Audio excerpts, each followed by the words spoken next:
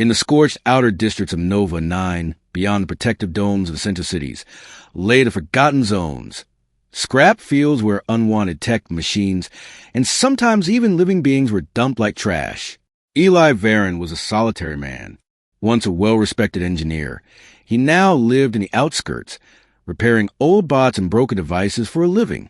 He had no family, no dreams left, just quiet days with buzzing tools and mechanical hums.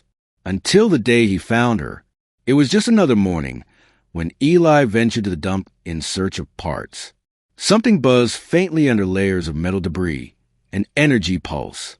He brushed aside the rusted plating, revealing a battered containment pod with alien script etched on its sides. Inside, a teenage girl lay unconscious.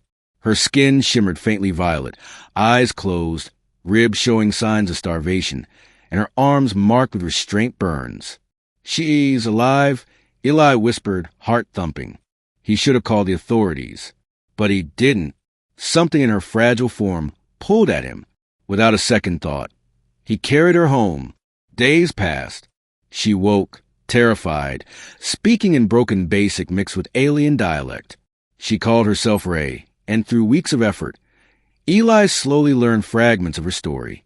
She was a hybrid, half human, half Arcanian, born in a lab, bred for experimentation. When the program shut down, she was discarded like scrap. She had survived somehow, hiding, running, until someone stuffed her into the containment pod and dumped her in the junk fields. Eli didn't push for more. He offered her food, shelter, and safety. In return, she helped him around the workshop. Quiet at first, but gradually curious, intelligent, and observant. She picked up repairs faster than any apprentice Eli had trained. Months turned into a year. She grew stronger, taller. Her eyes, once wide with fear, now held determination. And behind that, something softer, something gentler, especially when she looked at Eli. Eli tried to keep distance. He reminded himself constantly, she's just a kid. She's been through trauma. You're not her father, but you raised her. That's what matters. But Ray had changed. At 17, she wasn't the same frightened girl. She was brilliant, sharp-tongued, confident, and still heartbreakingly gentle with him. She'd leave small gifts on his workbench. She learned to cook his favorite meals. She found ways to spend more time with him, tinkering beside him or watching the stars in silence. And then came the moment. One stormy night, the power died across the district. The house was cold. Eli lit old fusion lamps, and Ray curled up beside him on the old couch, closer than usual. "You saved me," she whispered. "You saved yourself," he replied, not meeting her eyes. Her fingers brushed his. "No, you gave me a life when I didn't even believe I deserved one." He turned, trying to change the subject, but her eyes, those shimmering violet eyes, held so much. "Eli, I think I..." "Don't," he said gently but firmly, standing up. His voice cracked. "You don't mean that. You're confused. I raised you. Your family." She didn't respond, just sat there, lips trembling. The next days were silent. Ray kept to herself, ate less, worked more, but her smile, once the brightest thing in Eli's life, was gone. He hated it. He hated that he missed her laughter, hated how quiet the workshop felt without her humming. And most of all, he hated that he had lied, because deep down, part of him did feel something more than just care, something that had grown slowly, silently, something he was too afraid to name.